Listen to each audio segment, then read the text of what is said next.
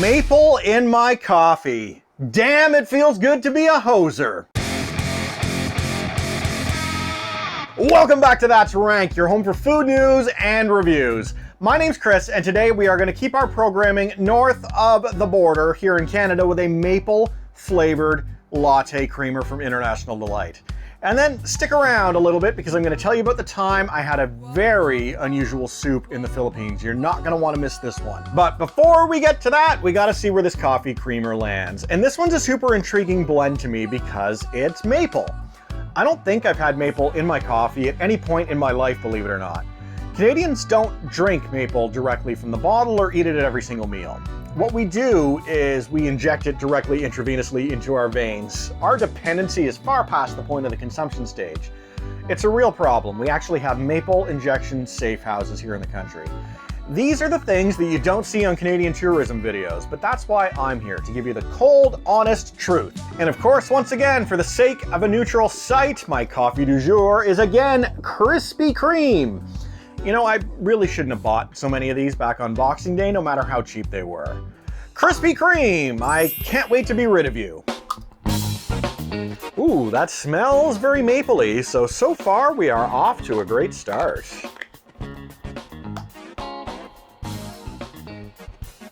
That's really sweet smelling stuff. I do not need to go overboard on this. Get out of here, Krispy Kreme.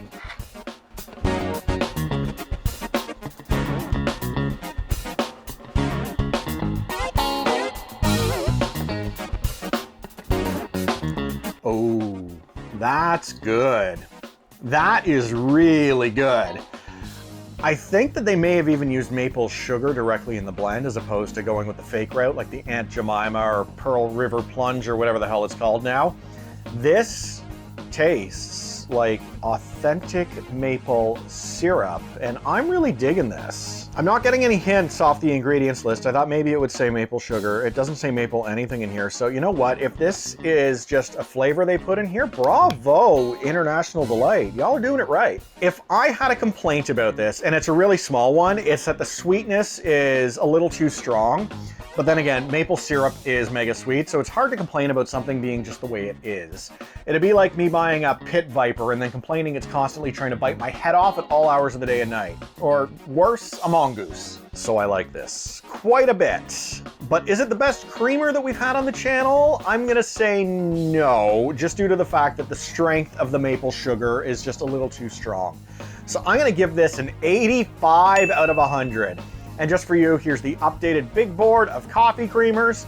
If you love a sweet coffee, this is probably gonna be right up your alley. Now, because this creamer is a Canadian exclusive and Canadians don't like to write reviews about products, apparently, I don't have any reviews to share with you. So you're gonna have to take my word on it. But I don't wanna leave you with nothing, so instead, here's a review of this 4-foot tall wall decal of an old woman with asthma. We'll start with Ian Johnson, who is actually a verified purchaser of this product and gives it 5 stars, writing, I was looking for a large wall decal of old stock photos of a woman using an inhaler, and this fit the bill perfectly. Thank you. Wes completely agrees, giving this 5 stars in writing. At first, I wasn't sure if spending money on a sticker of an old lady with an inhaler was a good idea, but once I got it, I knew that I had made the right choice.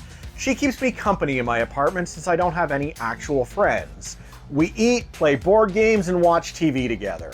We have so much in common, like our love for breathing and other things. She doesn't argue like real people do, and unlike a girlfriend, I don't have to take her on dates, worry about keeping her happy, and she doesn't nag me for money.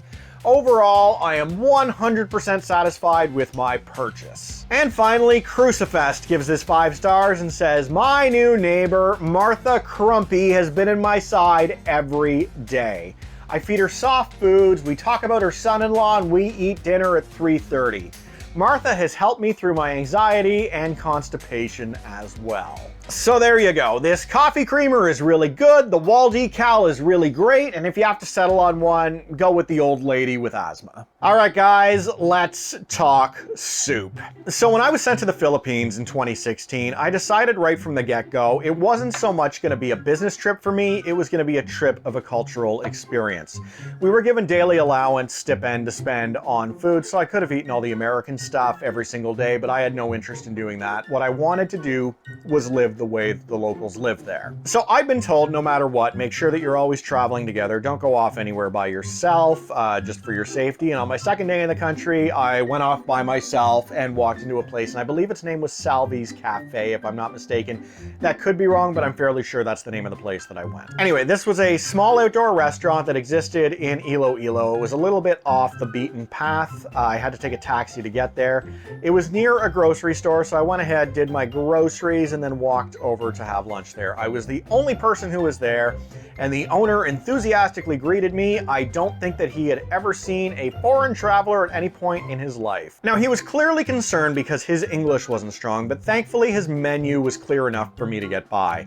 The owner kept pointing me in the direction of the fried chicken because I think he wanted the traveler, me, to have something that I was familiar with.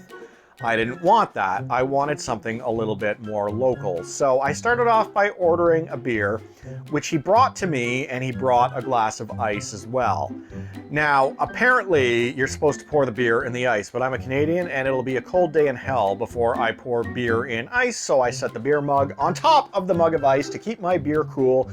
I am absolutely not drinking beer in ice under any circumstances. Now it's time for the main course. So he comes over and he absolutely assures me, "You want the fried chicken?" And I told him no. And I pointed to the lechon because I knew that that was a crispy pork belly. He nodded and he said, "Soup, bird's nest soup." And I said, "Okay, bird's nest soup." I didn't know what bird's nest soup was, but I figured whatever, it's probably like a chicken noodle or something like that. It's just a fun name that they've got for it. So while I was waiting, I looked around, and this place was beautiful. It was lush gardens all around in this outside area. Where he had placed me was underneath a canopy, and I had a fan that was blowing at me, and I was sitting at a table that was almost like a large dinner table. All the other seats were regular outdoor ones, but I thought it was nice that he put me there because I was sweating buckets like you wouldn't believe. I hadn't acclimated myself to the heat just yet, so it was pretty overwhelming to be in 35-degree temperatures with humidity on the go. Anyway, so I'm sitting there looking around, staring out into the parking lot where the grocery store was nearby.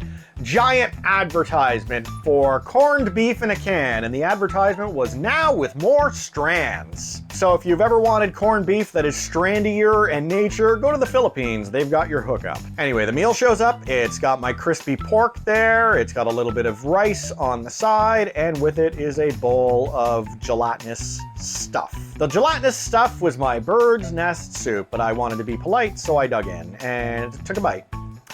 It's a little salty. Think of almost like the broth of what you would get inside like a chicken a la king. Much saltier though, and completely see-through, translucent. It looked like glue. Anyway, I politely ate about maybe a third of my soup. I wasn't gonna be able to get through the entire thing. It was just so salty and not good. And then I ate the crispy pork and I was very happy. I dipped it in the spicy vinegar that they bring for the sides with that as well, which I thought was delicious. The rice, it's a staple at every single meal. I could take it or leave it, but I ate it because it was the side dish. No vegetables came with it, but that's fairly common. Anyway, the waiter came by and asked me if I enjoyed my meal. I said yes, at which point we went back to not understanding one another. I paid my bill, headed back to my hotel, and I had to Google what bird's nest soup was. So for those of you who have not had the good fortune of watching, say, Anthony Bourdain or Andrew Zimmern, who have consumed the stuff, bird's nest soup, what it is in small caves in Asia, there are these birds that migrate inside of them. And they have nests that are high up on the cave walls. And these nests are basically made out of their spit. What they do is they spit at these nests, they grow hard, it's how they raise their young. And then local indigenous people to the area, they climb up the walls, they chisel them down with a hammer, bring these birds' nests back, and it gets reconstituted into a soup. So for those of you who are following along at home, what I had just eaten was bird loogies for my lunch. And how I would best describe it, really salty and really foul. Anyways, that's my story with the bird's nest soup, so I turn it back over to you. Have you ever traveled and eaten anything that you consider especially weird or unusual? Tell me all about it in the comment section. I always read everything that you guys write, and I love the stories and the feedback.